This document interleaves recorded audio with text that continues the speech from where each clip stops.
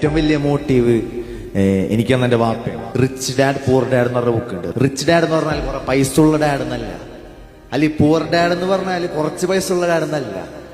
എൻ്റെ വാപ്പ 3 മക്കളാണ്. 2 മക്കൾക്കും ഇഷ്ടമുള്ളത് മേടിച്ചു കൊടുത്തത്, പൾസർ, ഫോൺ എല്ലാം. ഞാൻ ചോദിച്ച് ലാപ്ടോപ്പാണ്, ഒരു 60,000 ലാപ്ടോപ്പ് എനിക്കായിരുന്നു, കിട്ടിയില്ല.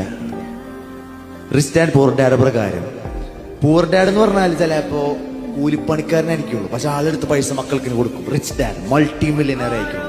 He won't put money in his pocket. എന്റെ മനസ്സിലേക്ക് വന്നു, I want to make money. അങ്ങനെ എഡിറ്റിംഗ് പഠിക്കുന്നത്. എഡിറ്റിംഗ് പഠിച്ചപ്പോൾ എനിക്കൊരു മാസം 40,000 കിട്ടി. വിത്ത് ദാറ്റ് സ്കിൽ എഡിറ്റിംഗിനെ അങ്ങനെ പഠിക്കും. 2 യൂട്യൂബറിന്റെ എഡിറ്റർ. എനിക്ക് മനസ്സിലായി ഇവരെന്നെ പറ്റിക്കുകയാണ്.